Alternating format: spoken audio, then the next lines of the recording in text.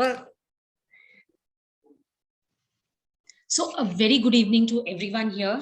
There are some familiar faces and there are some new faces. So I'll do a quick introduction for everyone who's new to Healclinic. For those of you who don't know me, I'm Deepthi from Healclinic, which is a wellness platform.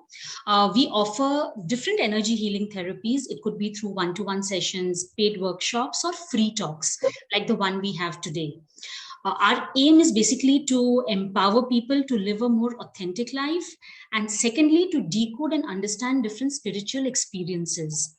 And I would say today's talk falls under the second category, where we help you understand concepts like lucid dreaming, astral talk, around which there's a lot of fantasy, a lot of myth.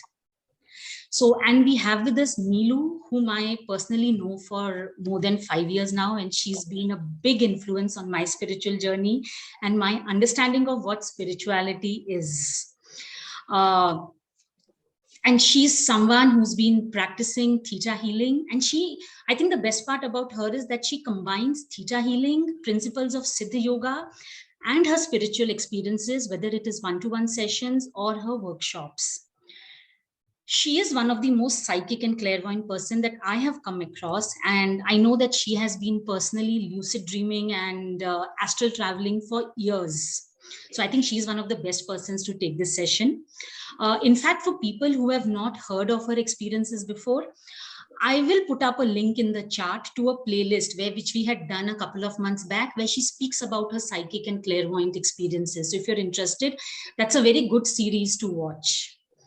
And before we begin, a quick announcement from us. In the coming month, we have 2 workshops by Neelu.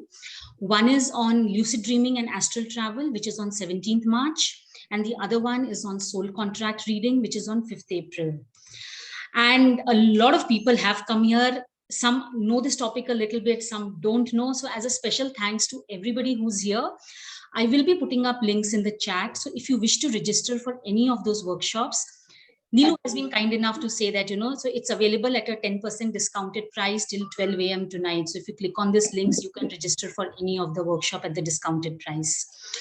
So now with great privilege and joy, I hand over this forum to Neelu, who will basically be talking about her experiences and understanding of lucid dreaming and astral travel before we open this up to questions. Yeah, Neelu? Thank you, Deepthi. Thank you so much. And I think most of us know each other, and welcome to everyone here, even the ones that we know each other and the new ones here. Thank you very much for being a part of this talk.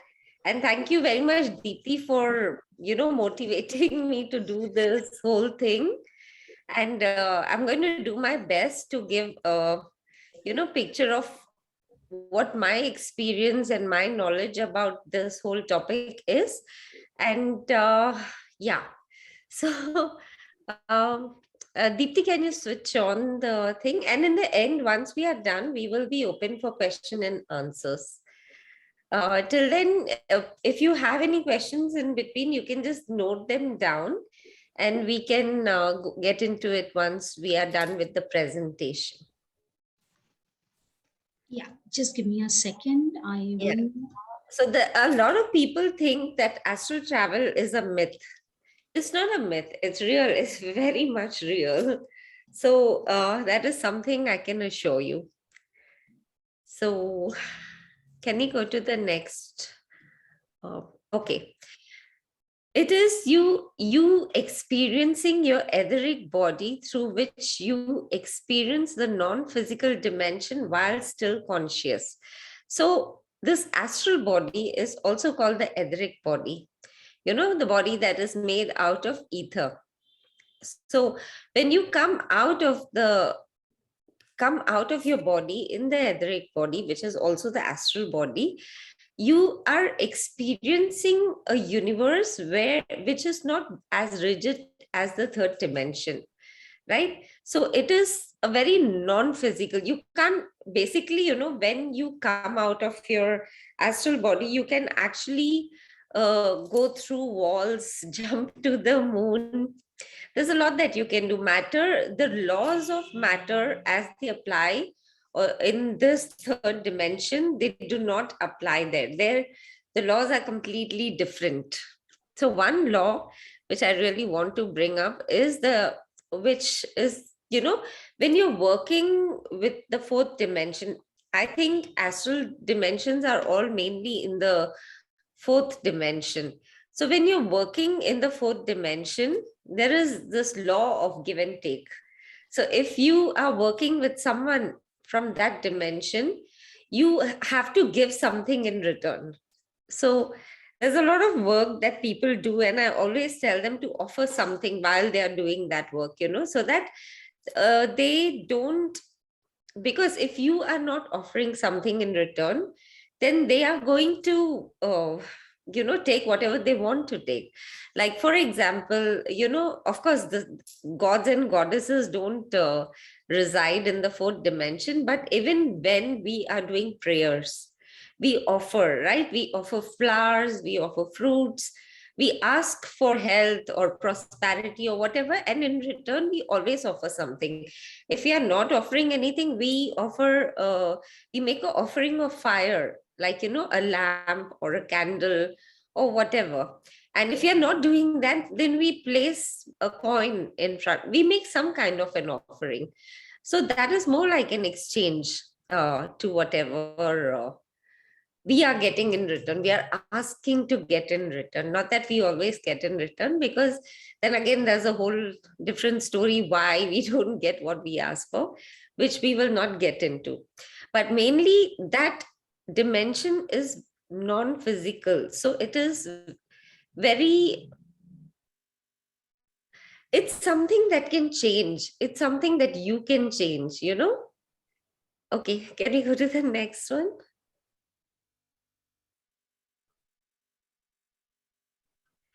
Okay, there are two different schools of thought. Like, there are two different kinds of people who astral travel. There are two. So one, people who consciously induce astral projection for thrill and experience, which can also lead to some spiritual growth. So there are a lot of people who do a lot of exercises, to be able to come out of the physical body. They wait for a certain to, like, for your physical body to go to sleep, and then they wait for all the vibrations to happen, and then they make an effort to come out of the body. So that is what they do it on purpose, right? Their purpose is mostly to go and experience the astral world. A lot of people even do it just to meet their loved ones. Some people do it, loved ones who passed on. Some people do it because they want to meet their guides, and some do it because there are various reasons why people do it. But then there is the other school of thought where astral projection is not an important thing. It is something that just happens while you're on your path to what you're trying to achieve. So this is more of a spiritual, when you are meditating for a spiritual gain, like for enlightenment, not even a gain, like it's for the ultimate thing that a human being can, like, achieve, that is enlightenment. So in this, what we do is we never make an effort of any kind at all to project. In fact, we don't even have it in our mind that we want to astral project. It just happens very automatically. But but then it is a step which is very important, because we are going within, and when we go within, that is the first sheath that you come across. If you guys have seen this Russian doll, there's a doll inside a doll and another one inside a doll and another one, like the inner inside you go, the smaller they become. So a human body is also like that. And once you come out, or maybe go in from your astral body, then you come to the etheric body. So that is what we call the astral body. Yeah, these are the two different paths. And these is mostly people are doing the first one, because it is a very exciting, thrilling thing to do. But even now, if you go to places like, I think more of the Asian countries like India and maybe, Japan, China, Nepal, and all these places where meditation is happening big time, like soul's evolution is the main goal and everything. Those places, they don't do it for fun. They do it for evolution. So I also do it for the second reason. So, but when you're doing it for the first reason, your experiences will be very different from when you're doing it for the second reason. The risk is less. When you're doing it for the second reason, the risk is less because you're being given the experience. You're not taking the experience, you're being given it. It's like a gift. So because you're being given it, there's a lot of there is a lot of a big team working behind you. You have a lot of support. Yeah. Can we change it? Thank you. Okay. So before we go to lucid dreaming, I also want to, this is something Deepti told me to bring up. So I want to bring it up. What is the difference between astral projection and astral travel? So I'm sure some of you will know already the difference, but astral projection is like when you're sleeping, astral projection is projecting your astral body out of your physical body. This is astral projection. Okay. Astral travel is when you are leaving the space and traveling somewhere else. So this is astral projection and this is astral travel. Titi. The PPT I can't see. Thank you. Yeah. So lucid dreaming, we'll go to lucid dreaming. Lucid dreaming is being conscious of your dream while you are dreaming. Yeah. So while you're dreaming, you become conscious, obviously. But how do you become conscious? There are a lot of ways you can actually make yourself conscious. I'll come to that later. You can actually be awake in your dream and take charge of your dream. Yes. So I want to add, this is something that I tried and it really worked. So normally, if you are a healer, you're already like in a trance most of the time, right? And so when you're in your dreams, you're also aware and awake. You don't, most of the healers and meditators are awake when they're dreaming, but they are not completely conscious, because astral projection or astral travel needs a certain kind of a vibration, okay? And dreaming needs a different kind of a vibration. So what happens? Okay, I'll come. So, when you're in a dream, if you can remind yourself to see your hand. So keep telling yourself this 24/7. The next time I become aware in my dream, I'm going to look at my hand. So you just keep repeating this, so that it gets registered in your brain, so that when you are in your dream and you remember it and you watch your hand, and you will realize that you're actually sitting in a dark room and sorry, you're sitting in a dark room and it's just you, and there is a whole, how you go to the theater and there is there's a whole projected image. That's exactly what it is when you're dreaming. It is a projected image. So these are the dreams that you're getting from your subconscious mind. So there's a difference between dreams that you see from your subconscious mind and the dreams that you are more prophetic in nature. I'm talking about the dreams that you see from your subconscious mind, which like most of the population does.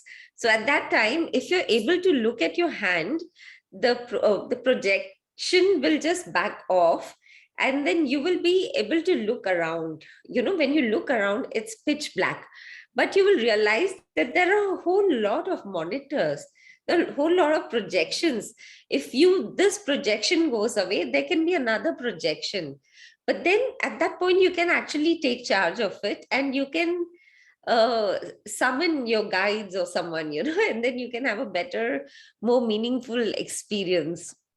Anyway, so you can actually be awake in your dream and take charge of your dream.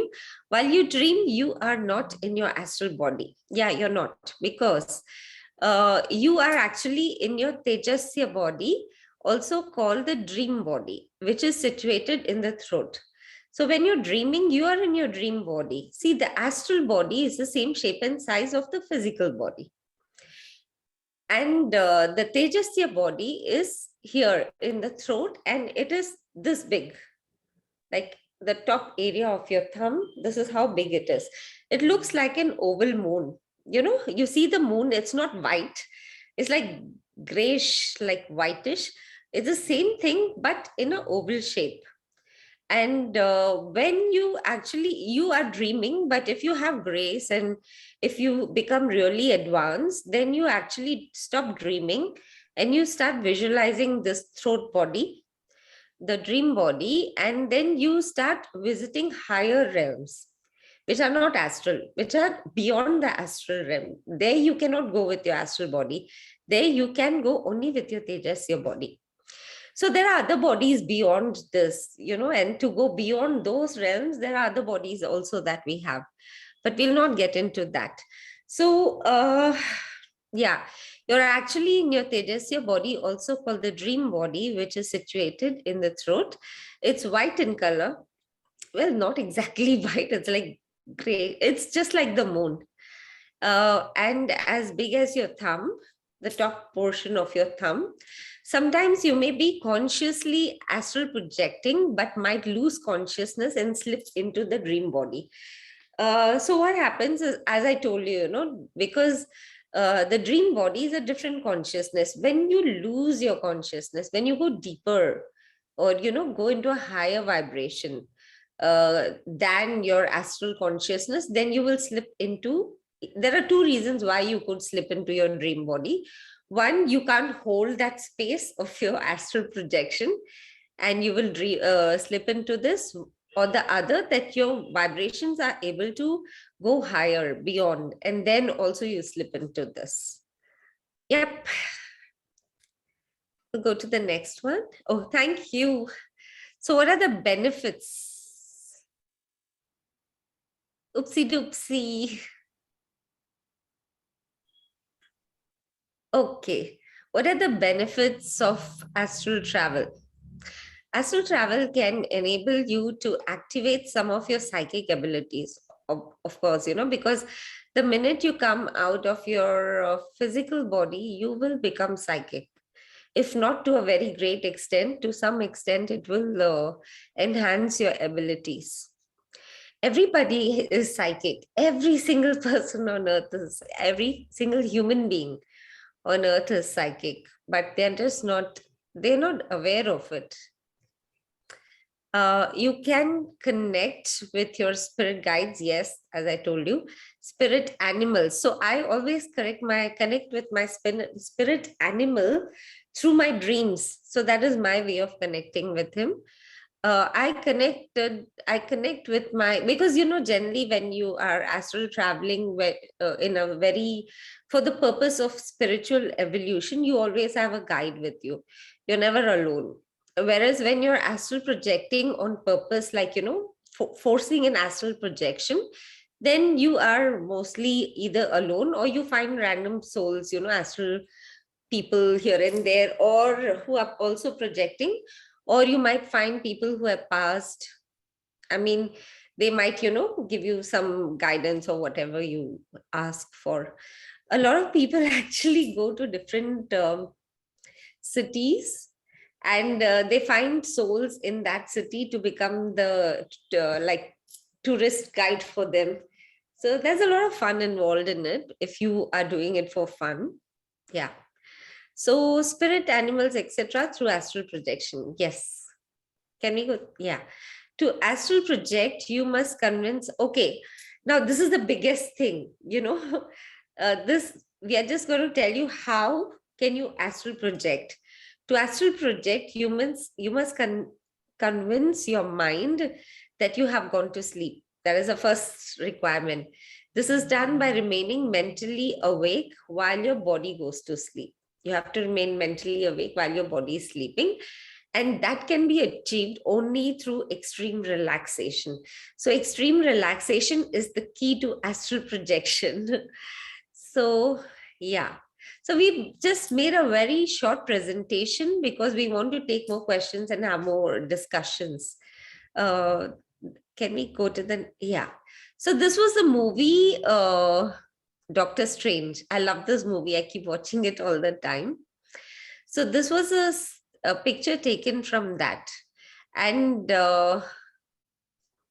so do you observe this and you know how this whole thing is looking? There is something really very much wrong with this picture. So I'm going to ask you what that is. I think, Deepti, we can quickly skip the next picture. We don't need to show it. And then we can go to the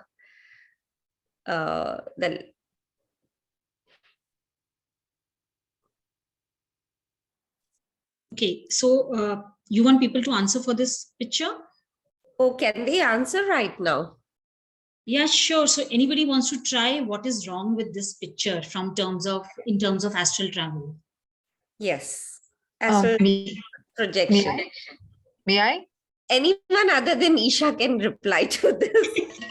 Okay. Can I reply? So just mention your name and then give the answer so we know who's Mridu. talking. I can't see anyone. Yeah. My name is Mridu. And I think the person, his mind is active. Like, you just stated that in astral, your mind has to go to sleep. But here the person is conscious, like his mind is active, and this kind of looks wrong. I believe. So, a master can actually, if you're dealing with a very evolved master, actually can give you an experience like this when you're fully awake. Oh. Yeah. So that's not the answer I'm looking for. But it's a good try. Thank you. Yeah, Veena?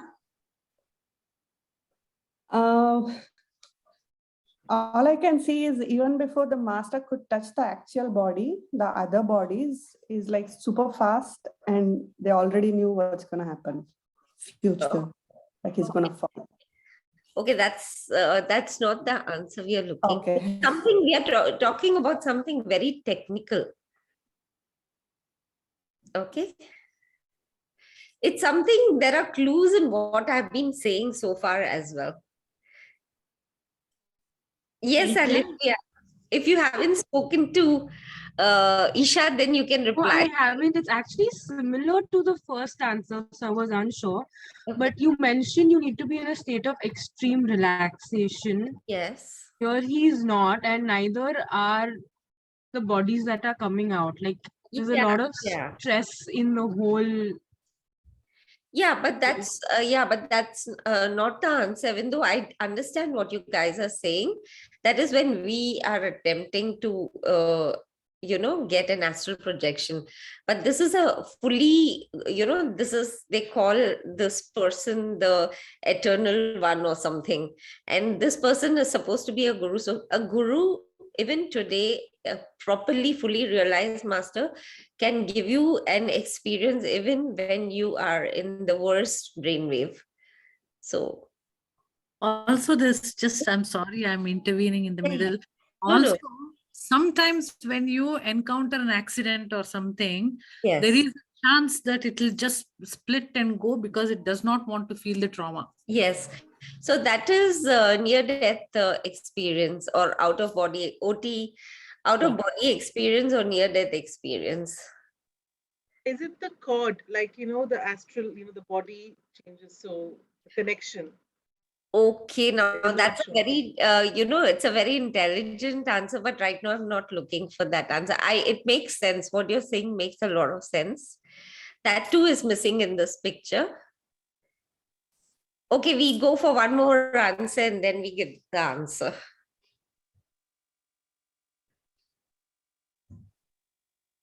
We want Isha to answer. No. Isha cannot Let's answer. see if it is close to what you're saying. So.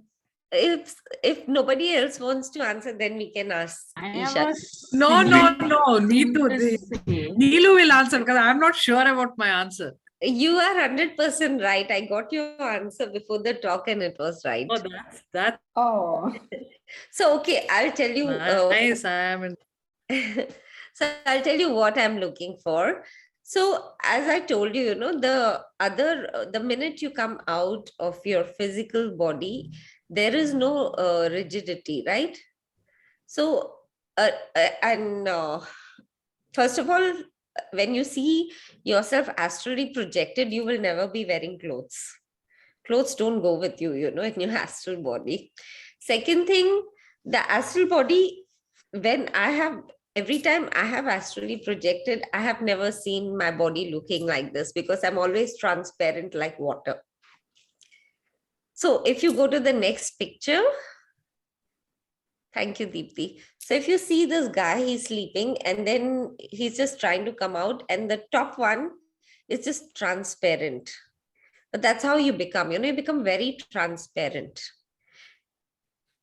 That is your pranic sharir. It is like not your this thing. I mean your astral body, right? So your astral body is not rigid at all. It has no rigidity. It is see-through. You can just, when you do this will go straight through it. So clothes and your body and all that, it doesn't come with you. I mean the skin and all that. Yes. Can we go to the next one?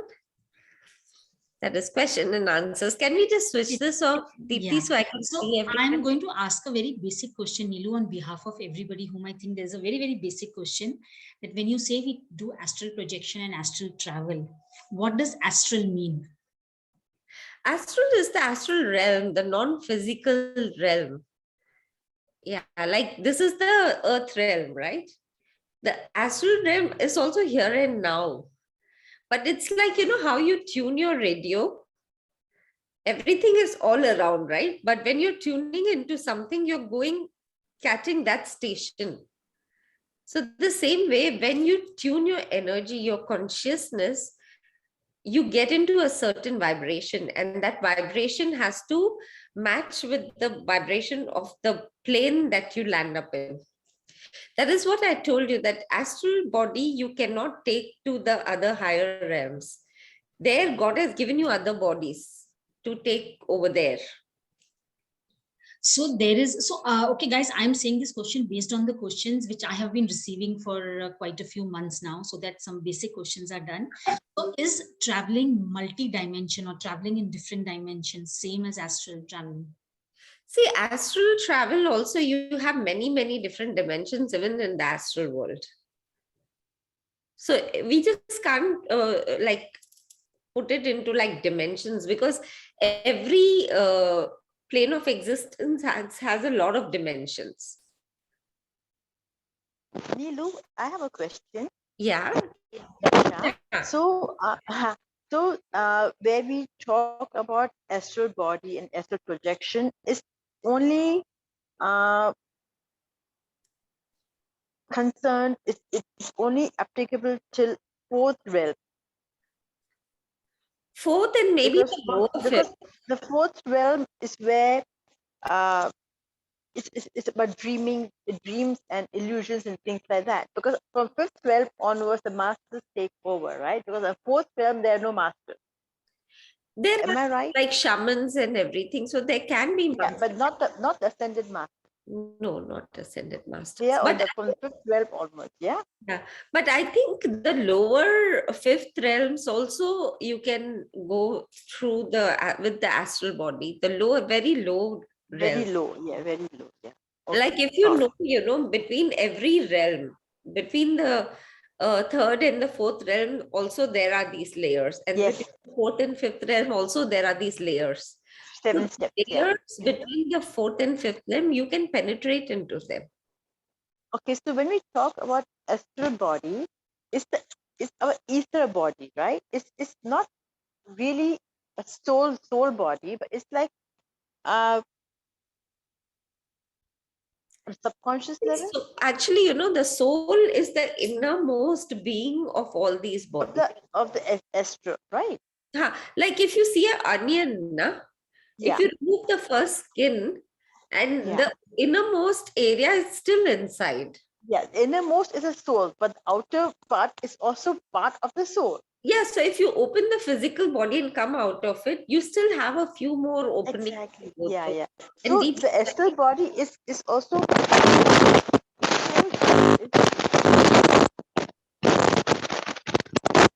I think she's asking that is astral and etheric body the same?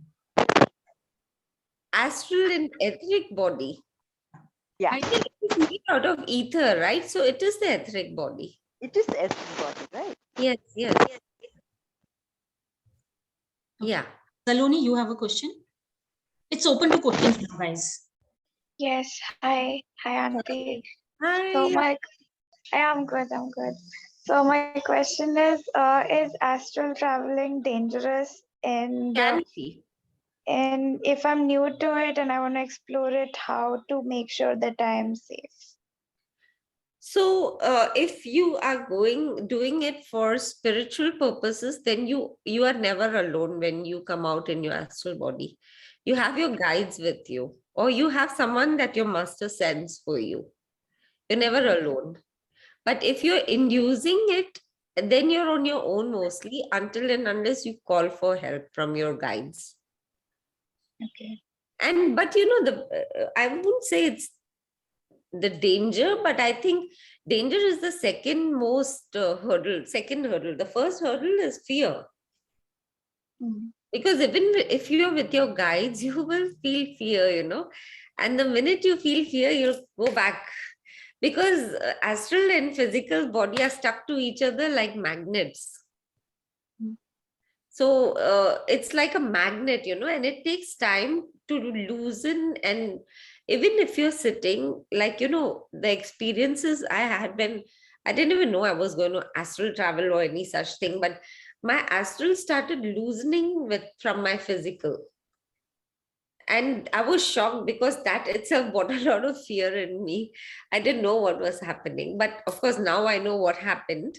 But at that point, I didn't know. But that whole loosening takes time. Unless you're inducing it, then you come out, you can pop out. So also do you are you aware all the time? Like when you started it in the beginning, like were you always aware that I'm going to astral travel? Yes. Because I'm not sure about it. Like I have had a few experience where I was lucid dreaming. So I don't think so I've ever astrally traveled, but I want to. So I don't know how to start. Astral travel can be done fully aware or partially aware. Mostly people do it when they're partially aware. When they are outside their body, they feel it's like hazy, slow motion. That is partially aware.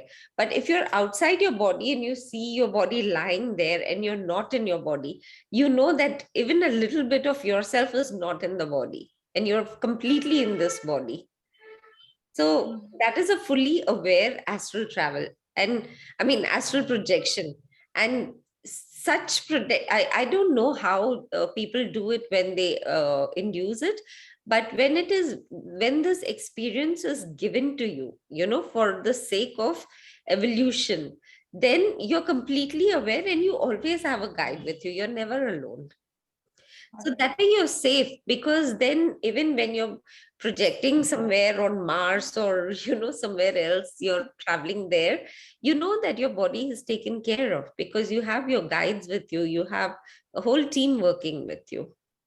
And anyway, it's not easy to break off from the body because of the silver cord. As long as the silver cord is intact, one is going to come back always. Yeah. Thank you. Yeah. Dr. Shalini?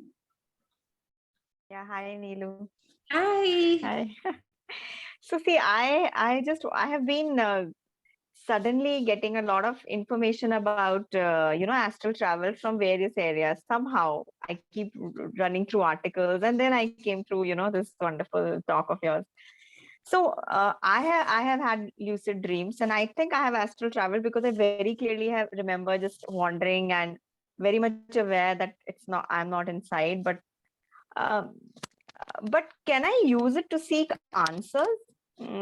Spiritual evolution, of course, but if I'm stuck with situations where I'm not sure what is like I'm having some medical situation at home, I need to take certain calls for my father. So can I use it? Yes, you can use it because astral, even, the ancestral world is also in the astral dimension.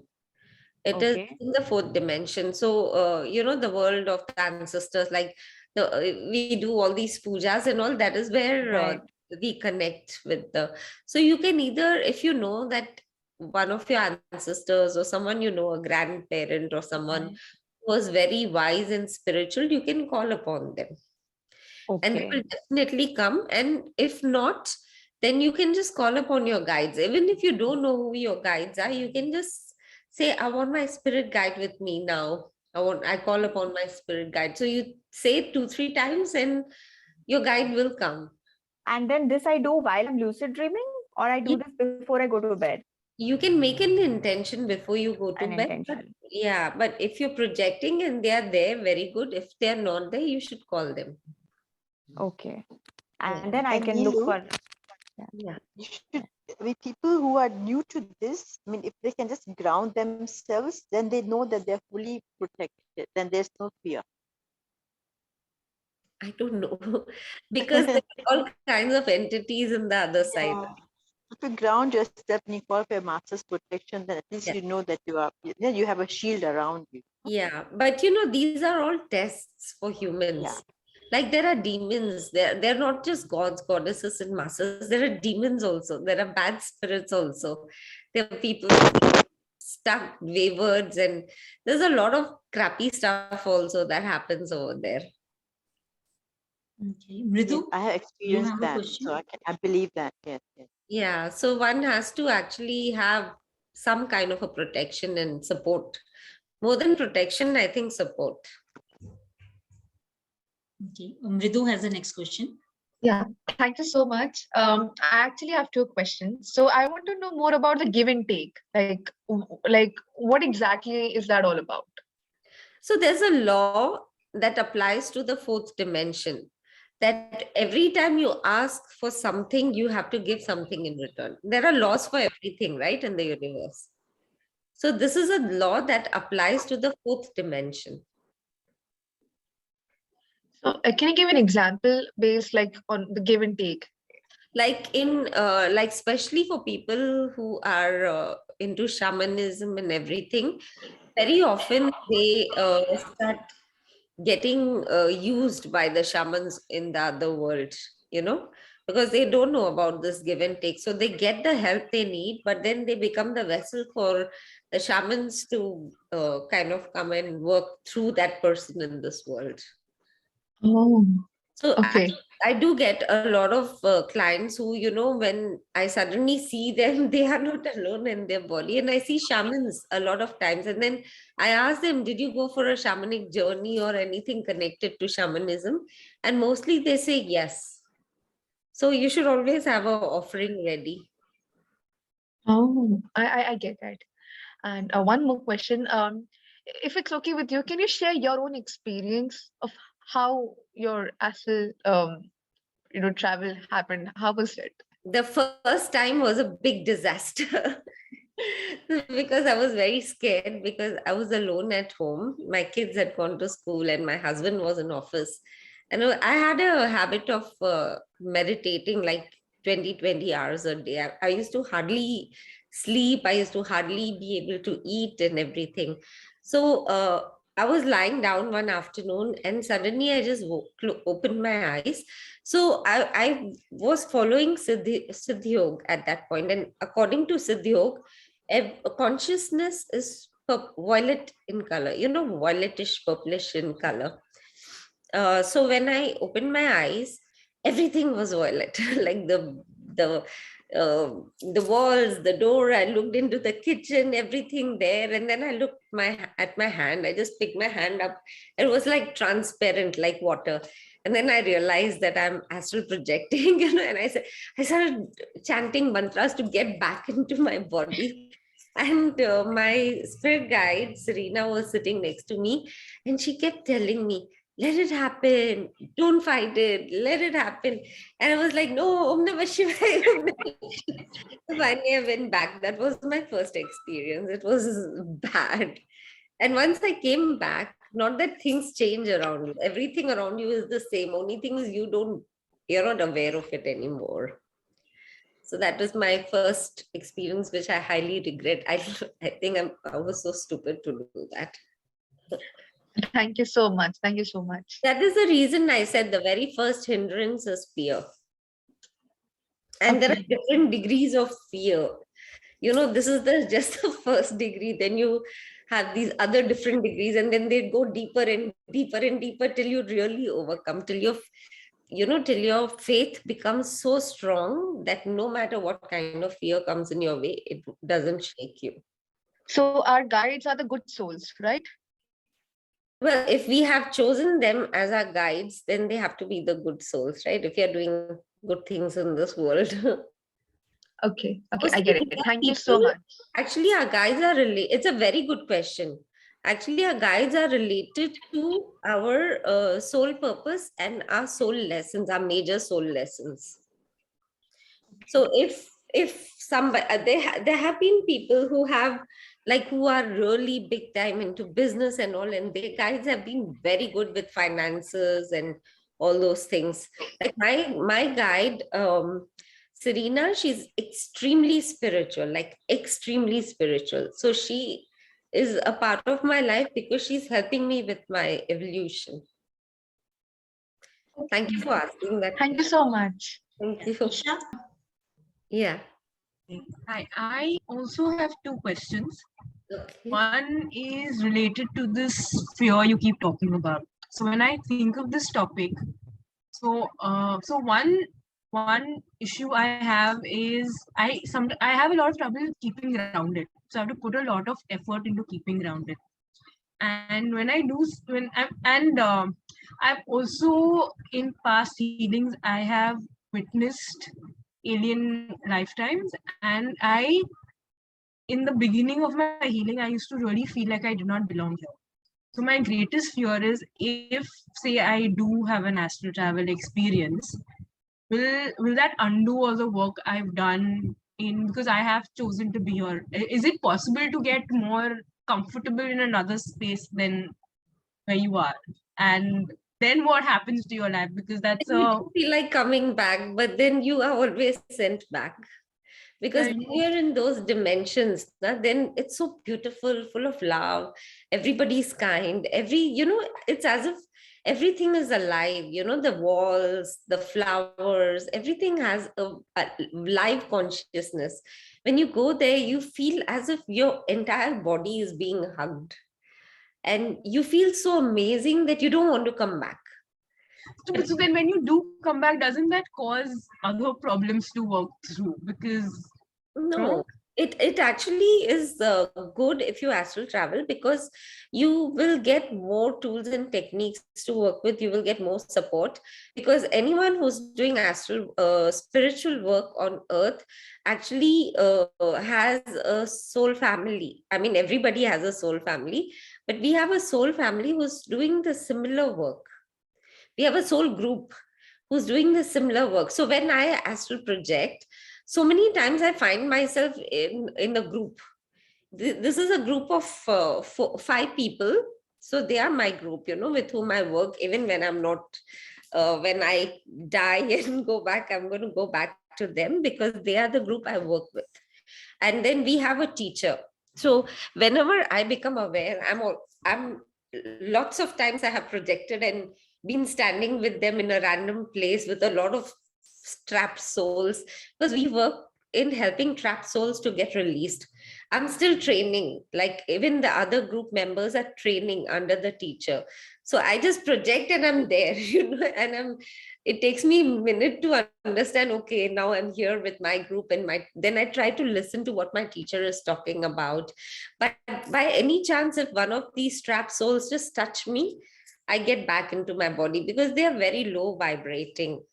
So, but it helps you, because they are the ones who are supporting you here, right? Because this is the work group that you work with, they're the ones who support you even here. So you will get more knowledge, you will get more tools and techniques. One day you'll wake up and you'll know these new things that you never knew before.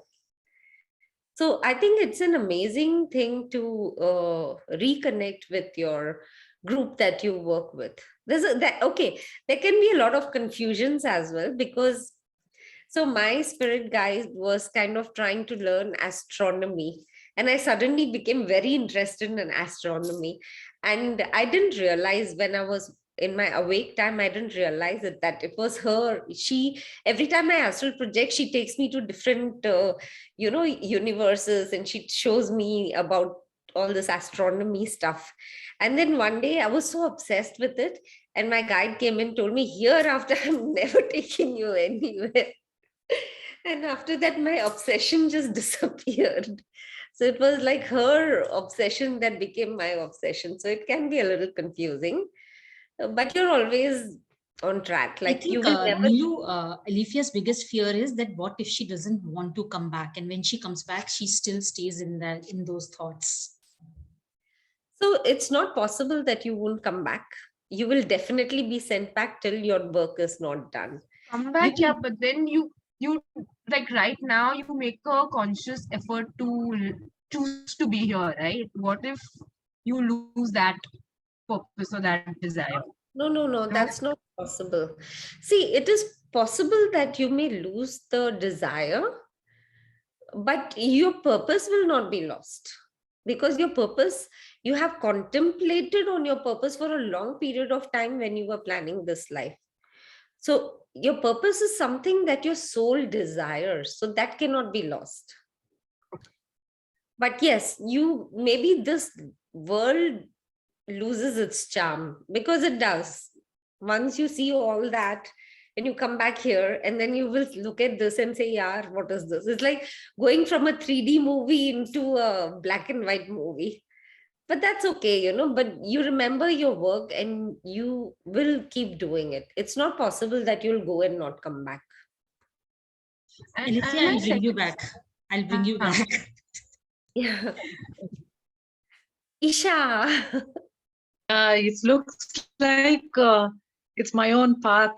So the moment I wanted to talk to you, and then my network connection went for a toss. I think that's my fear also. So what I wanted to ask you mainly was, I am at a level right now where I know clearly what is lucid dreaming and what is astral projection. And then I realized that lucid dreaming, I'm so natural with that. It's very easy. It's so easy for me to do the lucid dreaming and to change whatever I want, etc. Okay. So, so from lucid dreaming, I'm never able to jump to the astral. Somehow I'm not able to. Okay. That's one. One who has gone to college want to come back to school. I don't know which is college, which is school. Because the astral projection is, maybe you are more on a spiritual path. Yeah. So coming to that, I have had some major 3 to 4 automatic astral projections, which I didn't even know about it, that it's astral, but it was a phenomenal understanding, and it kind of changed me, and after that, the abilities I have got is really phenomenal. Those things when automatically happened without my knowledge. Okay. So at that time, I didn't know that was astral projection. Okay. And then when I started learning, I started practicing so that I can induce. I wanted to induce. At that time, I realized that inducing is very, very difficult. It's not that easy. Like everybody here telling like, okay, what if I don't want to come? First thing is, please get out of your body. That itself is so difficult. And I'll tell you something, Isha, can I tell you my opinion about what is happening with you and what you should focus on? Yeah, go ahead. So you have already crossed your astral. Maybe in your past life, you have purified your astral body. In this life, wherever, even in the Bhagavad Gita, it is written that you start from where you leave in your past life. Okay. Today, if you're naturally starting from this body, now your goal should be able to see this body. And you are looking at the drama of that body. And the drama, that is lucid dreaming. Mm-hmm. So the drama of that body will keep going on till the complete purification happens. Once the complete purification happens, you will actually be able to see the third body. Okay, so hold on a minute. So when you are saying the third body, it is that moon kind of a thing, the thumb you're talking about. Yes. Now, where is this astral? Astral, I had thought that astral projection is a little more advanced than your lucid dreaming. No, it is not. It's a little. Oh, is it so? You're just changing my thought process. Once you purify this body, then you will start accessing the 5th dimension. Oh my God. Then where is this astral dimension? It's even below? It is, of course, it is below. It is like, this is Earth, this is the astral, and this is the 5th dimension. Astral is the 4th dimension. So where is this lucid dreaming stuff is there? That is, you may be on top of the 4th or in the end of the 5th. But right now, what is happening is that this body, your 3rd body, is being purified. Once this body is purified, then you will be able to see this body. Once you're able to see this body, there are 2 things that will happen. One, you will be sucked into these tunnels of light. Sometimes they will be black and white, sometimes they'll be colored tunnels. You'll be sucked into them and taken into different realities, which are in the 5th realm. Another thing that will happen, that you will go inside your body. Wow. Now, when you're here, like I remember the first time I went inside my body. So it all I sat in meditation. It all started with me seeing this moon shape, oval shape thing. And I was looking at it, and suddenly, bam, I could see the cells, and literally how we saw them under the microscope, cells and everything. And I was still trying to see them properly, and zwing, they took me down the spine. I could see my bones. And, there are so many multicolored lights inside our body. So these are the experiences that you get at this level. Why do you want to go to the astral level? That is like so not happening. And after around nearly 28 to 30 days of continuous practice, I was able to induce astral projection. And my experience was exactly what you said, your first experience. I was like a shell on the top of the tortoise. I was holding on to my body, and I was thinking, oh my God, I've come out of it now. What the hell I should do? And then I tried to pull the blanket. My hand is going inside the blanket. And then I looked at my husband. I thought of touching his face. And so the moment I thought I want to touch his face, I'm like a, zoop, I'm going there, and I'm not able to balance my speed. So I ended up near his feet. And then I touched his feet. My hand is going inside his feet. At that time, what happened? His leg touched my body, actual body. So the sensation of the body came, so I'm immediately back in my body. But that was very slow, because my left hand was fully frozen, in the sense it was solidified, mattered. My right hand was still astral. So I tried from the right hand touching the left hand, and my right hand went inside. And then suddenly somebody came, I suspect it's my guide, who kind of had something in their palm, and they put that inside my body like a vessel. And then my entire body came into the, the solidified. So, that is why inducing astral travel is not a good thing, because when half of your body is already gone inside, half is outside, this is actually damaging your astral nerves. Absolutely. And then this might, it's good that you are blessed, but it might land up in a, bad hands. Paralyzed, a half paralyzation or something like that. And there can be a lot of astral nerve damage. When the astral nerve is damaged, then that is what supports the physical nerves, no? Then the physical nerves damage, and that damages the physical body. That is why also, that is one big reason I didn't want to bring it up, because it is scary. And I don't want to discourage anyone who wants to go and try astral projection. But this is the biggest risk you will take if you're inducing astral projection. Okay. So actually, talking to you, Neelu, shifted my total thought process. Oh, thank God. I'm not scared anymore. No, because I was so much wanting to explore this astral realm, multiverses.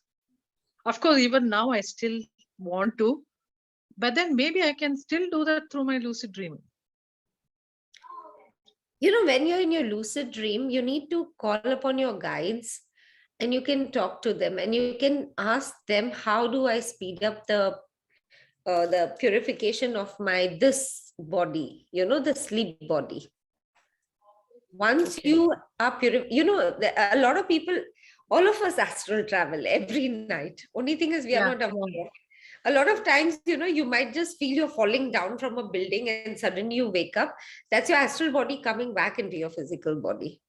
So we all do it like on a regular basis, but it's of no use. I mean, it's not a very important thing to do if you are really wanting to evolve, because that will just take you to a certain limit. And when you start your spiritual progress, you always start from the lowest of the lowest. My first experience was the experience of hell.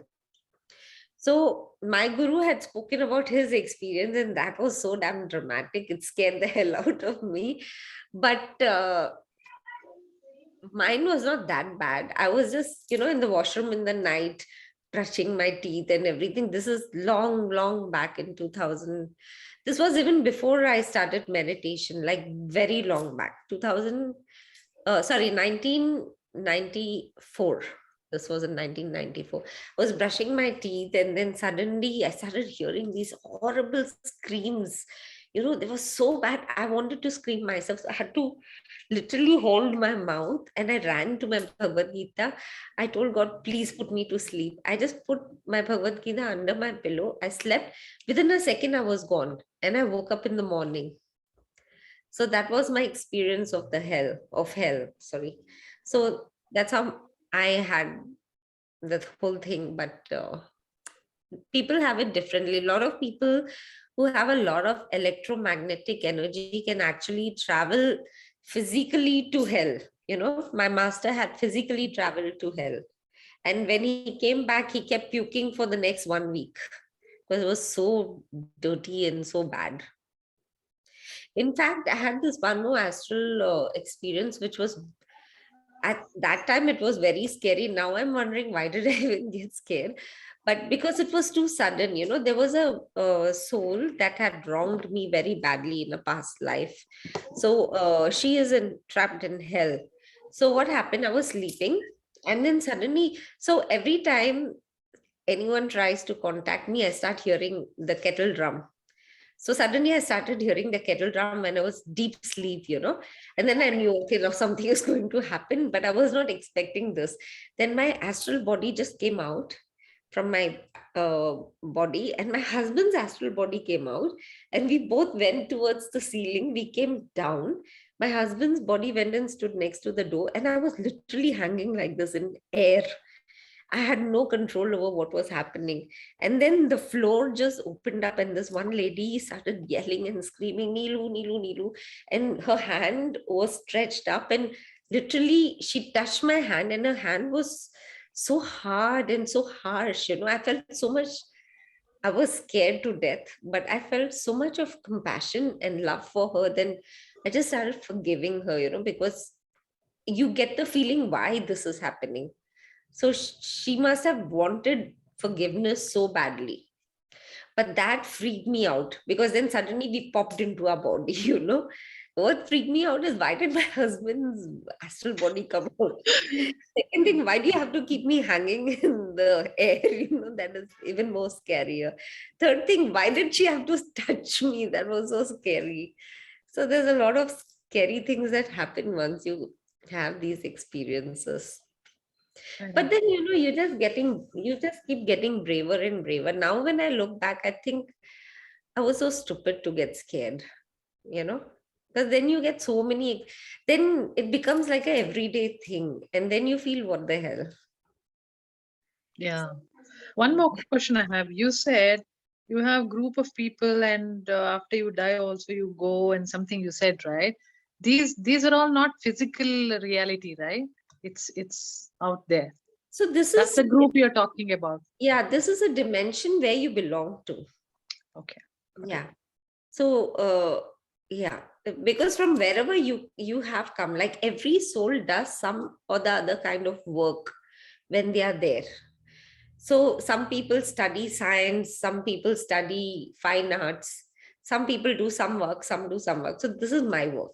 I help, or I'm trying to learn, help, souls that are trapped between dimensions to be freed and taken into a better place. Okay. So yeah.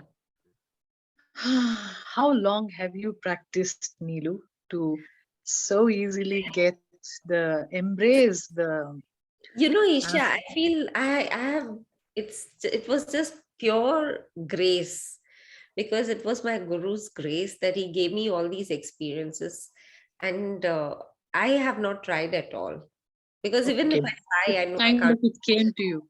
Yeah. It came to me. Yeah. Okay. I look forward to projecting in higher heavens, because they are so beautiful. I And know. you That's exactly what I'm looking at, Neelu. Only once I have seen a place which is violet and vibrant blue in color, and I can't explain how it is. And um, it when I was there, I was not there. That's what I was.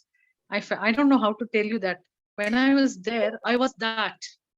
I you know was like dissolved into that kind of a feeling. so That was the only time I have probably traveled somewhere like that. So there is a world which is only for the masters, and that world is violet and blue in color. So I don't know if you went there. Is it a kind of a geometrical things are there? Geometrical shapes? So It's like, according to Theta Healing, that is the sixth dimension. I have never come across any geometrical shapes. okay. Inside my body, yes, but not when I'm outside my body. Okay. Yeah. But Yeah. a lot of people have seen geometrical shapes and everything. But according to Theta Healing, that is the sixth dimension. Okay. So I really don't have any so much understanding of the dimensions, but whatever I see, I'm enjoying. And then somewhere all of these things contribute to who I am. That much I am very sure.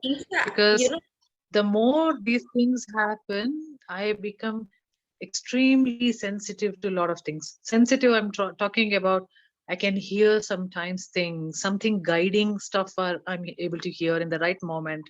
Yeah. And sometimes I feel that I'm sensing, if I'm empathetic about somebody, I can sense what way I should be empathetic with them, which will work for them. Kind of things are increasing. That's what I'm able to make out. I think the only hurdle in your path is expectation. I think so. You're bang on. That's exactly what I was thinking. My expectations are, it's formed its own path, and that path actually which I should be experiencing is not that. And I'm comparing with that, and I'm trying to say that, hey, this is not what it is. That's exactly what I want. You're just holding yourself back. Can we move on? There are a lot of people with questions. Isha will take it after. Oh, I'm so sorry. I'm so sorry, Dipti. I'm so sorry. No. Sorry. Bhumi, I'll come back to you, Isha. Okay, I just have one last question, please. That is, you said before 12 p.m., 12 a.m. is that today night, midnight 12, huh? That's what you mean? Yeah. Okay. I will definitely register, because I know that I'll get something out of it. Okay, thank you. Yeah, Bhumi? Actually, hi Neelu, I want to share my experience rather than have questions. Yeah. I actually got, sudden thank you. I also want to do astral travel. Actually, while doing meditation, I was getting jerks. So I asked one of the mentor why I'm getting jerks. So he said, "Ki your body is trying to come out, but you have fear or rigidity. So it's coming and going, like it's in during meditation." So then I said, "Ki what?" But I don't know about astral travel or projection that time. So I asked. Then he said, "Ki, oh yeah, there is a body which comes out and all." Then I do a study. Ki, what is all that? So what happened? Ki, I don't know why suddenly I got a desire to to just check it, and suddenly one more like lecture came just like that on YouTube, like in one of the group. So So I heard that. So they said, yes, then I think, okay, I will try through one guided meditation. So what I did that guided meditation in morning because my kids and everyone is sleeping.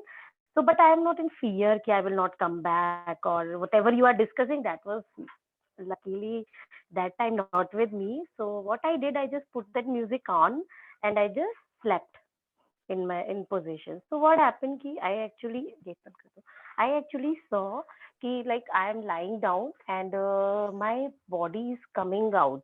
You know, and I can actually draw till now also. I know exactly what that soul is coming out and I can draw it also because वो मुझे याद है. And it comes out and like easily it's coming out and it reaches till only my ceiling fan, right? I'm seeing it's coming out slowly and I can even felt like from legs and मतलब वो जो body गया था that is actually I felt a pain in my heart. But it comes through my heart. So I felt a pain there, tingling pain. And then it comes out and it's very, naturally it's coming out. I didn't do anything.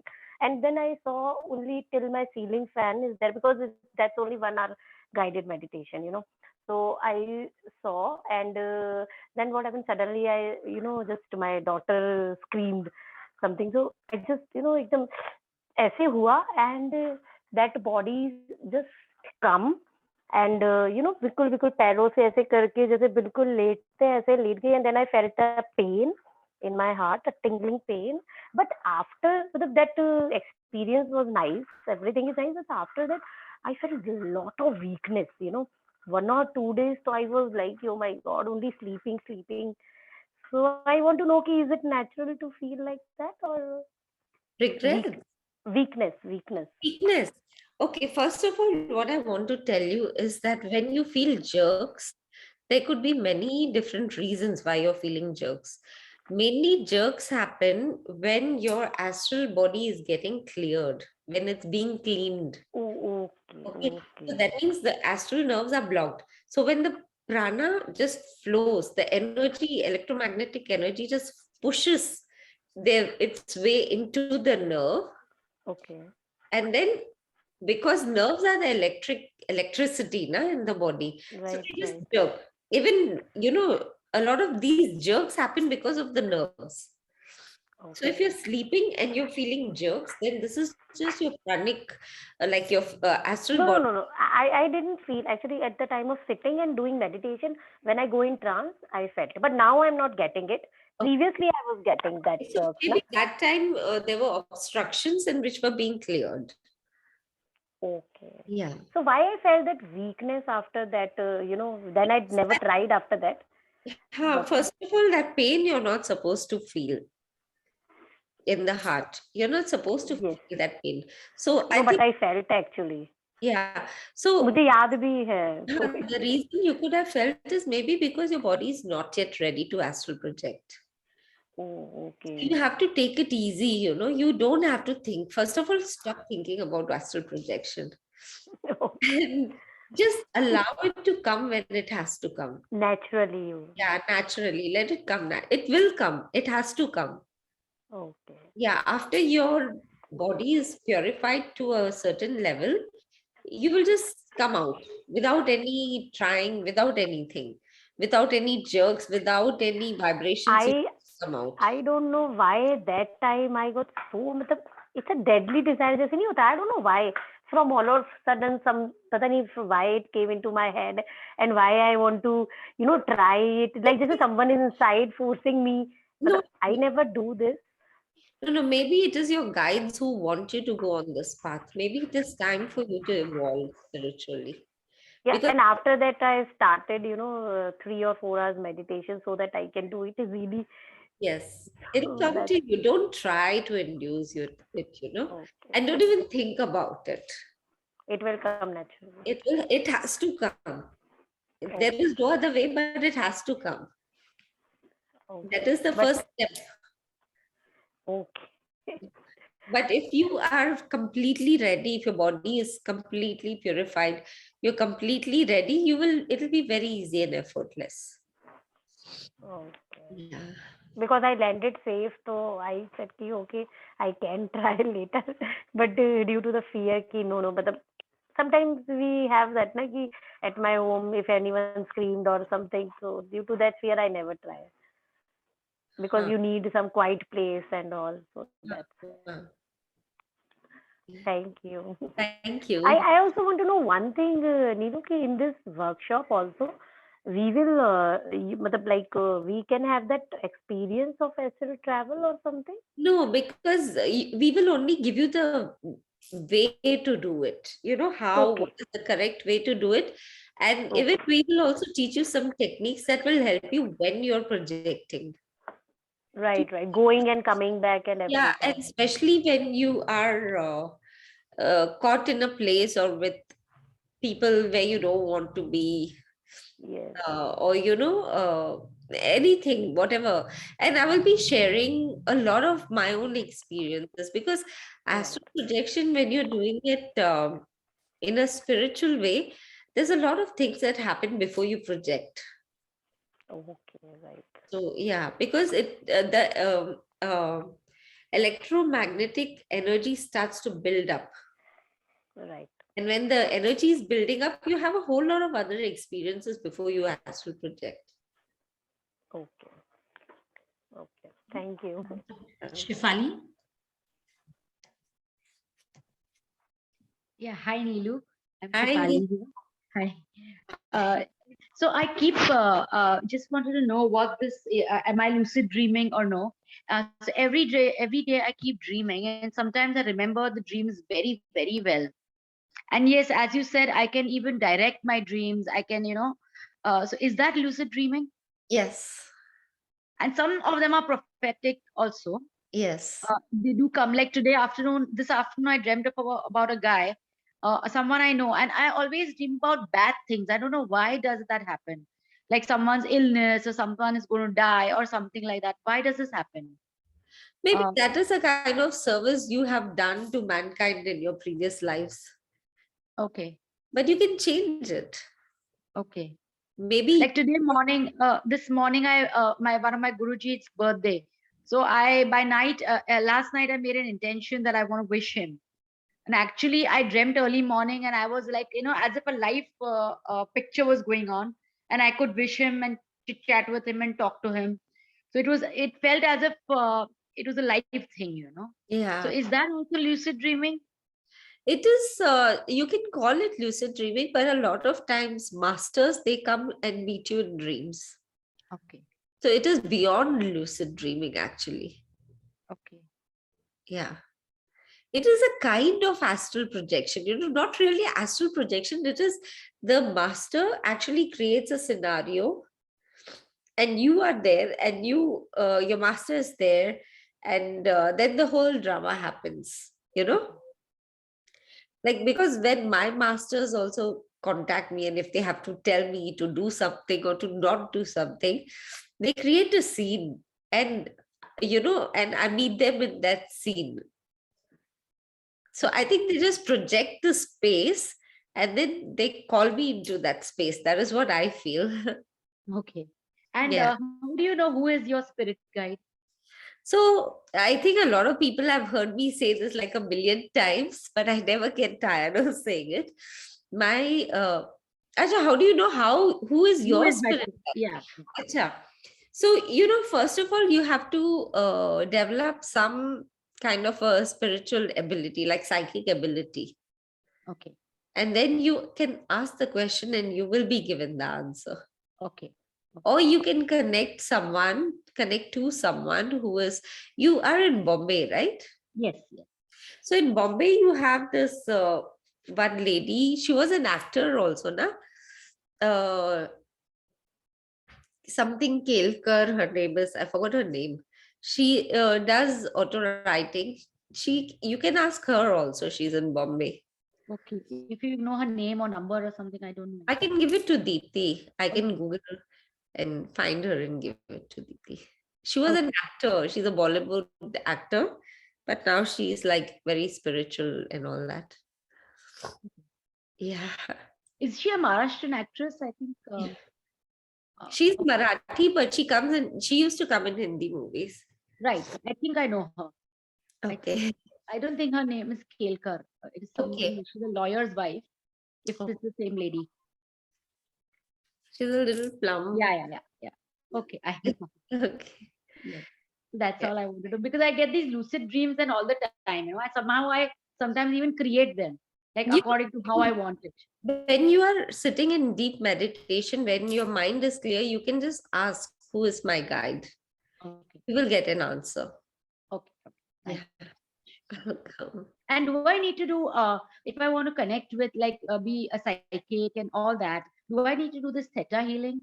What is the That is modality? a very good modality. Theta healing is a very good modality. Okay. Yeah. So if I want to have my psychic abilities, you know, so a theta healing is a good modality. Theta healing is a very good modality. Any other way of getting into it? So even we teach a course. I think Deepti can give you information about it. In that also we teach about how you can develop your psychic abilities. Okay. Yeah. Thank you so much. But you know, even if you just sit and meditate every day, it will just happen. Yeah, I get some messages sometimes, like how she said that, you know, something tells in your ears and all that. It happens sometimes, but very rarely. It doesn't happen regularly.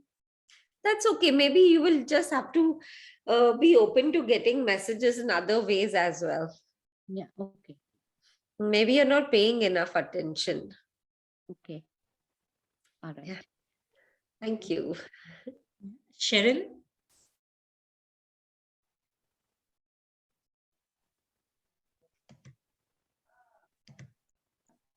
Cheryl, you're muted. Hello. Hi. And Dipti, thank you for giving this opportunity. You're most welcome. Well, okay, this is going to be a mela of questions. Okay, I'll just go backwards first. Like, I'm going to talk when I was around 20, 21 years of age. At that time, you know, it used to happen like there was this certain window had opened out. And at that time, I would predict, I won't say predict, at that time I was unaware. So I would say something and it would come right, you know. So like one day I told my mom, you know, so and so going to come for your birthday. And she said, nonsense, I haven't seen him in ages. And that was the first guest to arrive. Yeah. So, you know, things like that. But then what happened in between was I started to predict death. Right? So I would just say, you know, so and so is going to die. And it's not, before the mind could think, the mouth would speak. So this happened, you know, like 2, 3, 4 times. And, you know, like one day, very sincerely, I prayed to God, you know, I said, if this is a gift, I don't want this. Ever since then, I stopped getting, you know, any intuitions, any ideas. About 5 years ago, I came back on track. I said, you know, okay, now I'm literally begging, like, please, can I have it back? Whatever it is, I'll take it. You know, whatever you give. So one is that I would like to, you know, go back and, you know, start getting my gift back, basically. Okay. And the same time that is meant to be used to help people. Okay. So I just give you a little background. And the other thing is, like I said, 5 years ago, this journey has started all over again. So I started seeing a light, you know, it just comes down my eye. So that is a golden light that I see. Okay. So that is one. And about a little over a year ago, my aunt passed away and I was grieving so badly that I started seeing a white light. Okay. So now I'm assuming the white light is my aunt, or it could be anybody. But now the thing is here, first thing is, I understand and I know the lights come sometimes. What I think, I try to pay attention, you know. So when the gold comes, I know if it comes a certain number of times, that means whatever I'm doing, whatever I'm thinking, please stop. That should not be, you know, you just have to stop it. I try to figure that one out, you know. When it comes a different number of times, then I know, okay, this is right, whatever I'm thinking. So that progressed onto the blue light. Now the blue light comes whenever it is a family thing, anything dealing with the family. I get the blue light coming, you know. So whatever I'm thinking or saying at that time is what is happening. Now I want to know very clearly as to exactly what are they trying to tell me. 1, 2, who are they? Right? So I'll start with that. If you can just guide me on this. So the first thing is, when you said, even before I can think it, I say it. That means it's a channeled message. That means it's not coming from you. It is coming from someone else who's saying it through you. So you're channeling messages, first of all. Second thing, golden light is always a master who is fully realized, who is a very evolved to the extent that he or she who has a lot of power, spiritual power, like not just in this world, but many different realms as well. A golden light is always a very, very, very, very, very super evolved being. Second thing, a white light, yes, it could be your, whoever is related to you, or someone else, your friends, or someone who's from the other side, or even past life relatives and friends who are on the other side. They can all look like these white lights. So white lights are mostly them. And also there are other beings who can be visible as white lights, like fairies and these little other magical beings. They also sometimes look like white lights. Now the blue light, there are two different kinds of blue lights. In fact, there are 3 different kinds of blue lights. So I don't know which one you're looking at. White, blue. Pardon me? It's a white, blue light. White, blue light. I don't know. So, first of all, one blue light is the third eye. That is a little darker blue light. And then there is another blue light that also a Merkaba that our body travels in, looks like a blue light. And then the creator in his unmanifest forms also shows up as blue light. So I don't know which one exactly is happening to you. And maybe there is another blue light which I'm not aware of. So in that case, I really don't know. But the golden and the white, I'm sure what it is.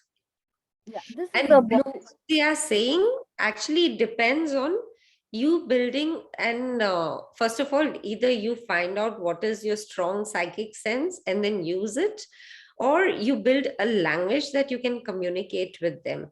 If you see these great channelers and people with who all do like connect to spirits and all that, they always have a language.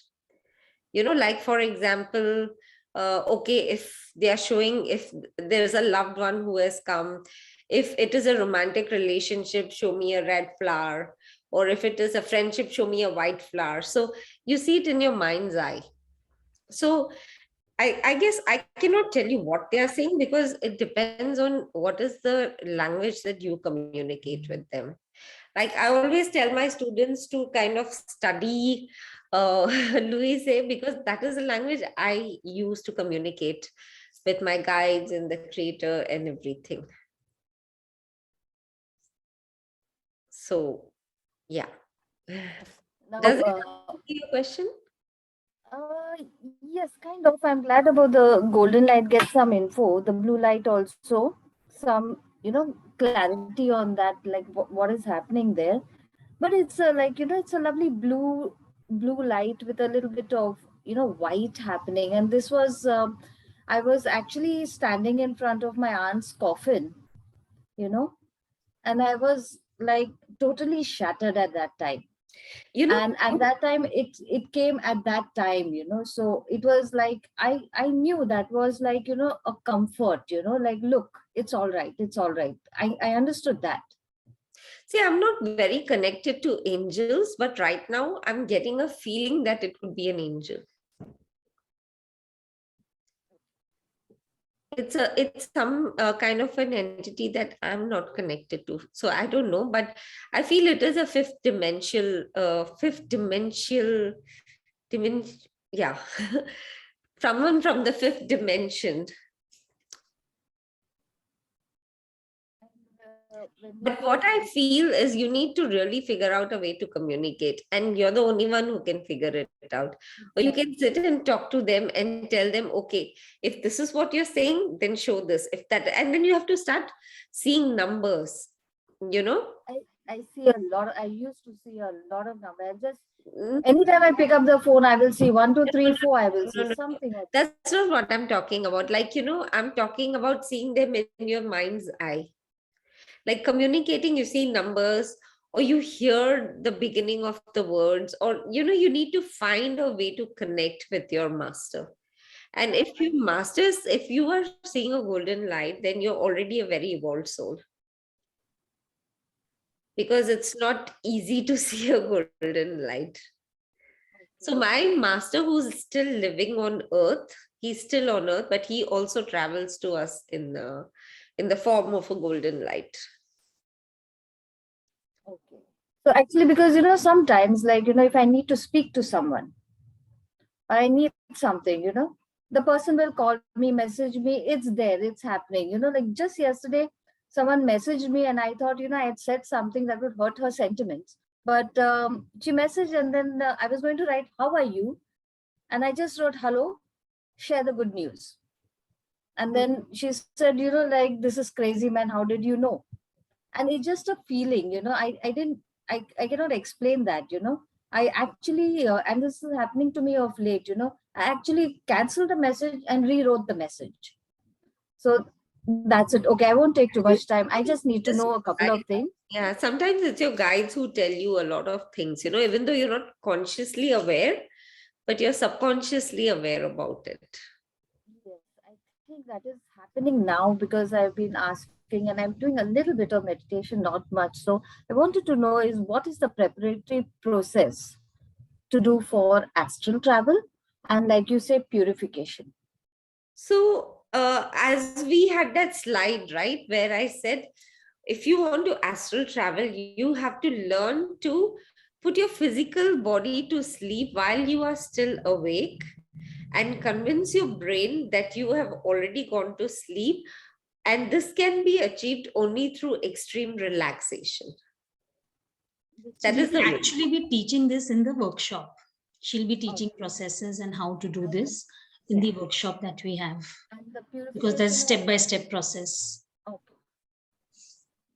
And what is, you said, how does one purify the body? Meditation.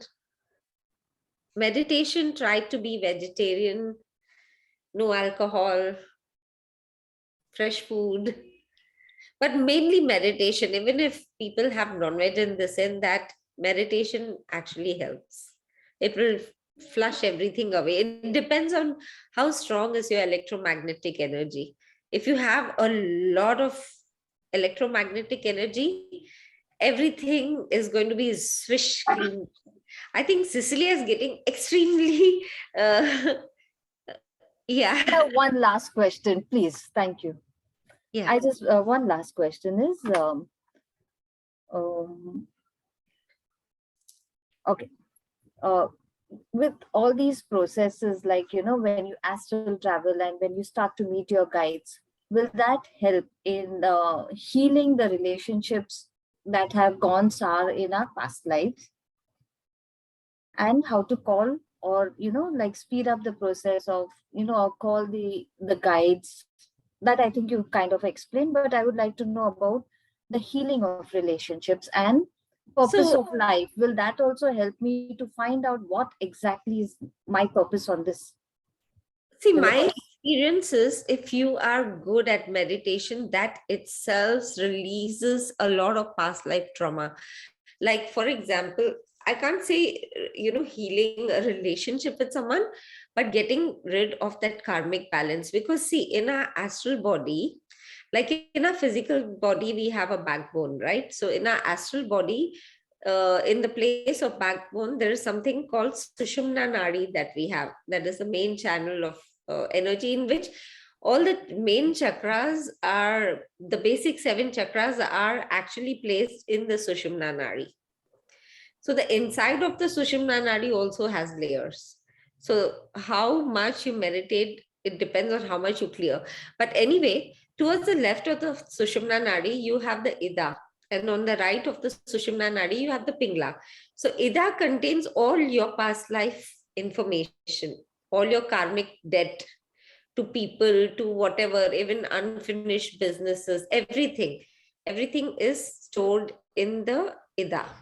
So when you're meditating and when that heat is being produced in your body, and when you have a huge amount of electromagnetic energy, beyond everything, if you have your master's grace, once you burn off all the karma of your this life, then your past life files will start coming out from the Ida Nadi.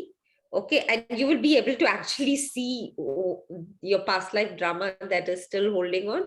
And then the fire of your meditation will dissolve that karma and go away. So instead of us facing a karmic debt, that karmic debt can go away in 2 different ways. One, either you evaporate it through meditation, or you go through a bad or a good experience in this life to release that.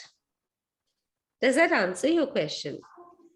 Thank you so much. Yes, a lot of clarity. Thank you. Cecilia? Yeah, hi. Hi. So Neelu, just wanted to check 2 things, okay? I know it might be stupid, but I'm just asking you. Now, Yeah. when we do astral projection is one, and then you also have the remote viewing. I knew you were going to ask that. I just knew it. No, because, when I did the remote viewing, my pet came with me as a No, but spirit. it's a very good question. See, remote viewing, you are just projecting a part of your consciousness to a different place. And this you're doing by will, right? You are not traveling there. Neither are you traveling in your astral body, nor are you traveling in your physical body. You're just sending a part of your consciousness, you're projecting a part of your consciousness into some state. And this is mainly done by your higher chakras. So, thank you. I mean, I knew this, but I just thought, let me clear it, I Yeah, didn't want any. and I'm glad you asked it, because maybe someone else might come up with the same question. Okay, and the other thing is, one is that knowledge of, lucid dreaming is higher, is something, and I'm also very thrilled to know about it today, because I think it's maybe because of the meditations or exercise.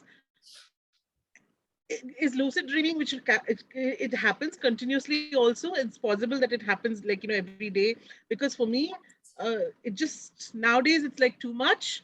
And there is one problem area which I was avoiding in my life, where I was, even when my mother passed away, I refused to go. I had traveled all the way from Dubai and had come. So I didn't go to the hospital to bring the body. I was like, no, I can't see her like that. So I didn't see her like that, but she came, they brought the thing home, right? Only then I saw it.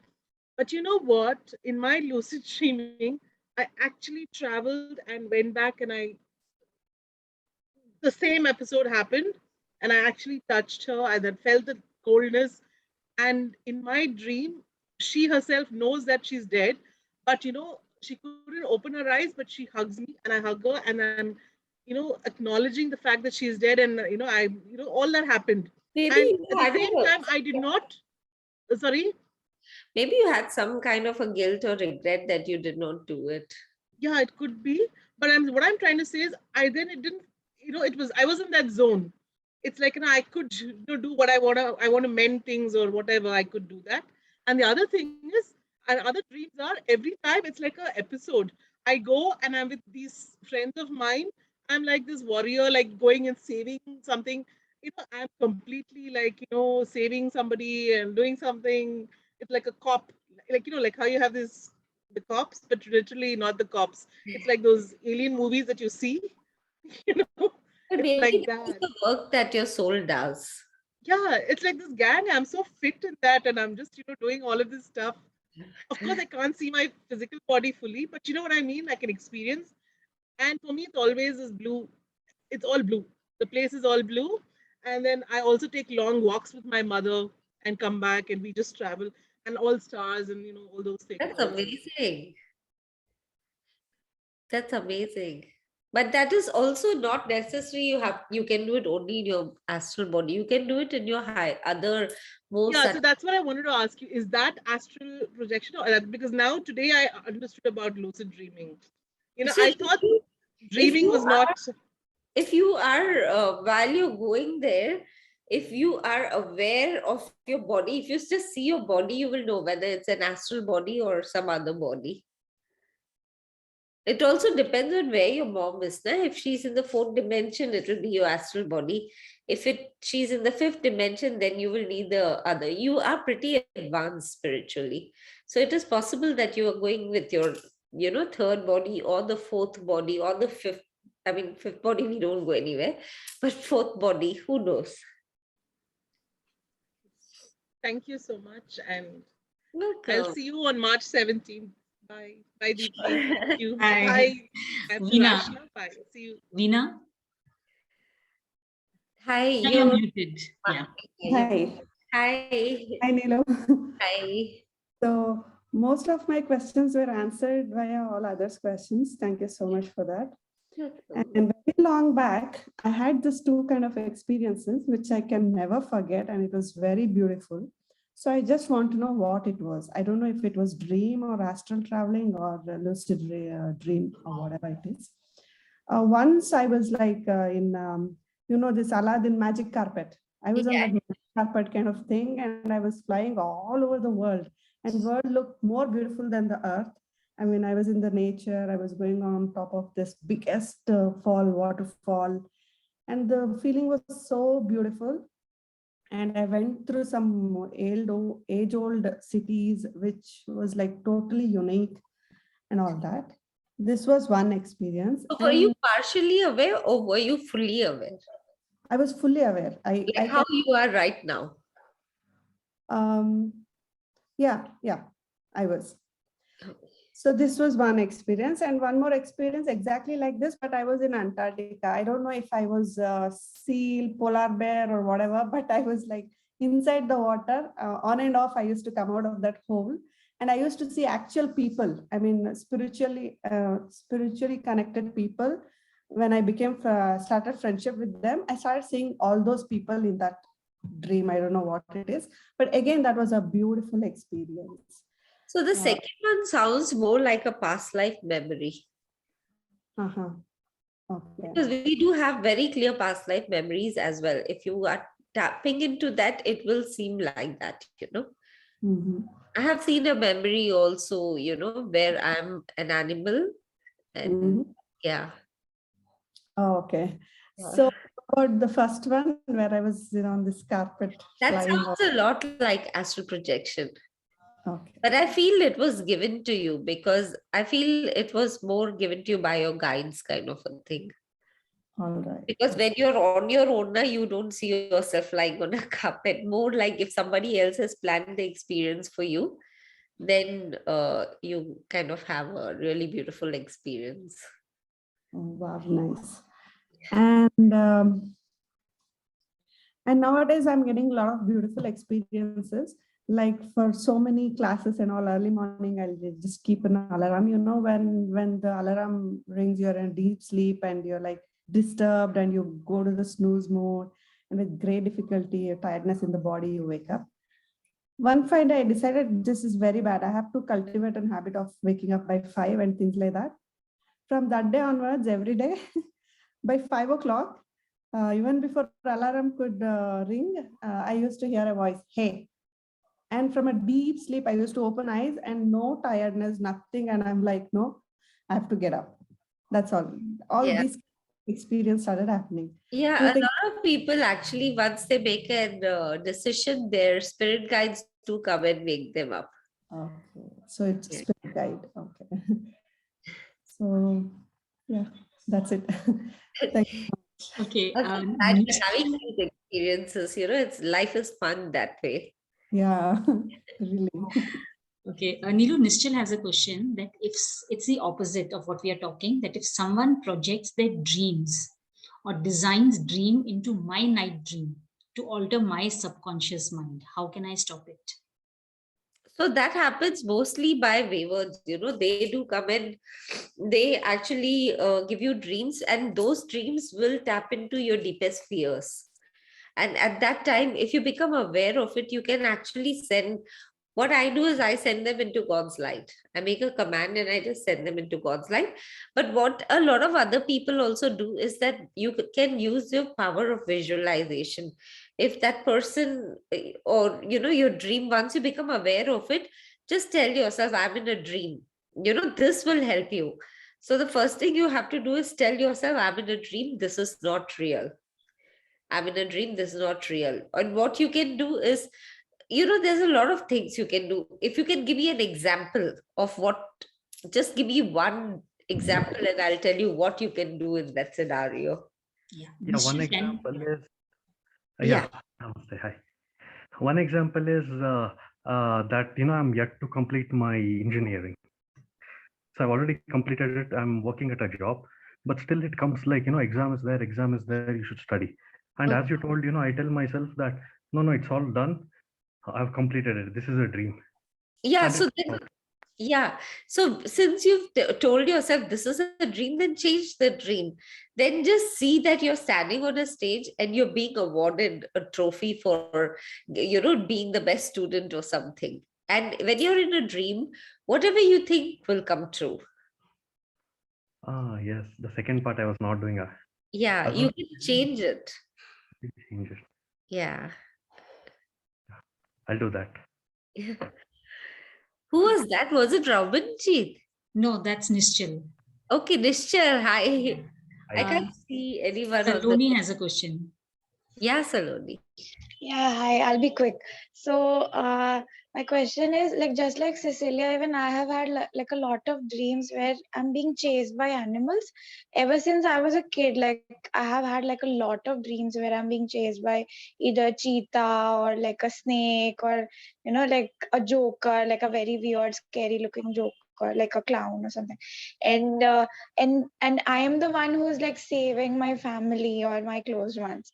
So I would like I'm really curious, does it mean something? Like, does it have a, because I keep getting these dreams till date, like till now also, like sometimes I get similar dreams. Yeah, So is this possible that, somewhere deep in your psyche, you feel the need to be protecting your family and things like that? Maybe you've gone through certain experiences because of which you feel you are vulnerable and your family is vulnerable and everything.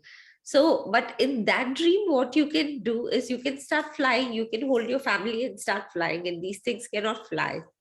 Or you can imagine that they turn into flowers and they just fall down, because whatever you imagine will become the truth.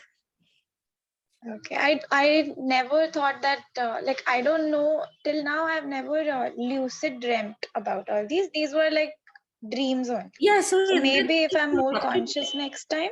You have to tell yourself this is a dream. Because when you look at your hand, the best way to take control of a dream is look at your hand. Once you look at your hand, your consciousness will change and then you take control of the dream. There's one more question, Auntie. So this question is related to astral projection. So you said one thing when you were talking to somebody, that it's possible that we can get like an entity can get stuck, an entity or maybe some human being can get stuck in between the dimensions. And I just wanted to know, like, is that possible that like one of us, like we also can be stuck if we, because dimension is not a place that we can. But as long as your silver cord is intact, you will always be brought back. See, the physical body and the astral body is connected with a silver cord. Because the only time, so the other energies, the negative energies are there only in the fourth dimension, right? Yeah. Sorry. So as long as your silver cord is attached one side to your physical body, other side to your astral body, you will always come back. And it is not easy to disconnect the silver cord. Some great tantrics and all might be good at it, but it's not a common thing. Okay. I wasn't asking about like like if it happens during the astral projection, but you spoke about the entities, right? So I don't know, I was just curious if we are stuck in a pattern in our life. You cannot. We can't, right? Okay, I was just making sure. I was like a little worried. You're talking about possessions. No, I'm talking about if like I feel like I've been in a pattern for a long while in my life regarding something.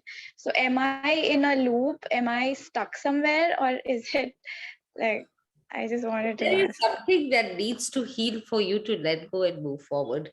But nothing can keep you stuck somewhere. Only some kind of, bad or maybe something that needs to be healed. Nothing else. Okay. Yeah. It's such a relief. Thank you. Thank you.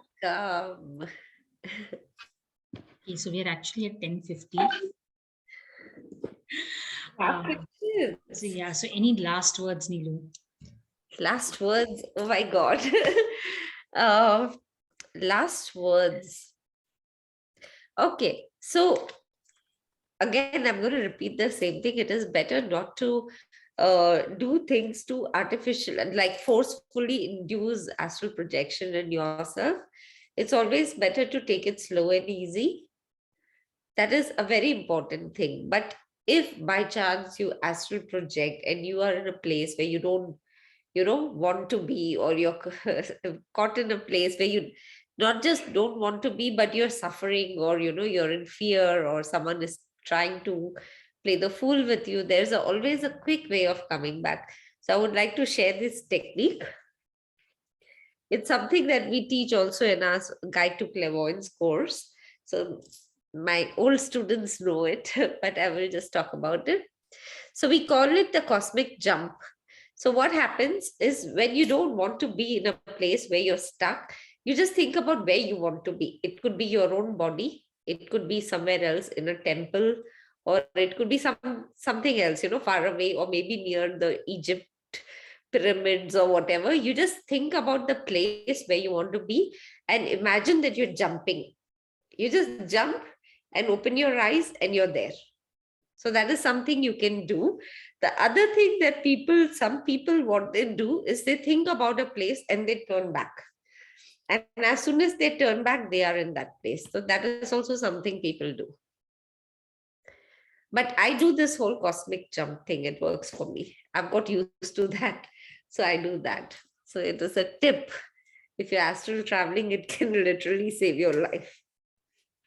So this is part of what we will be doing in the workshop, teaching you various tips and tools of how to safely do lucid dreaming, how to safely astral travel, how to come back safely, how to get your body into complete relaxation so that you can do astral travel and other things around it. Yeah, we will be giving a whole meditation. Hopefully it will be, I haven't yet made the meditation, but hopefully it will be a 1 hour long meditation, which will help you to go into these waves of bliss, which will make it easy for your astral body to come out of your physical body.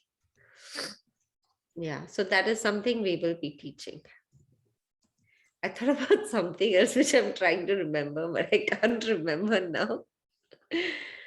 But yeah, if you have any last questions, anybody? Yeah, last 5 minutes, because before 11 we shut down. So in our Guide to Clairvoyance course also, we teach a meditation, which is kind of, ultimately it will lead to this. But in this course, we are going to make it a little different, because this one we will go, one step ahead and help people to go into a state. Because, when you are in that state, there's so many magical things that happen that even if you don't astral project, you just enjoy that state so much, because when you're sleeping, you kind of get this breeze, the astral breeze from the astral realms, and that breeze takes you even more deeper into meditation. And then you hear this music from the astral realms. Even if you don't project and go somewhere, you actually start connecting to them, and you start hearing a lot of music that comes from these realms, and it really is very relaxing.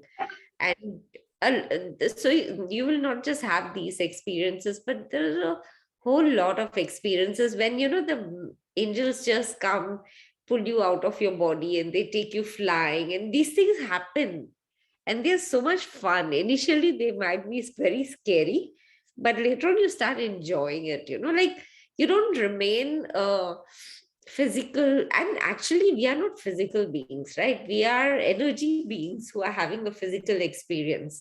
So we actually, this is not real for us. When we start connecting with that, we are actually tapping into our reality, which is our eternal reality. And when you are able to get that when you're here, it just makes your life easier. It's like cheating in your exams. You keep your book here and then you're writing your exam. It just makes it easier. There's a lot of support from the other side. So see, it's not that it's going to solve all your problems and your life is going to become like one really rocking party. It's not like that. But the ups and downs will come even after that. But during the down period, you will have so much support and physical support. You can talk to your guides, and you can, do so much. And that itself, that you're taken care of.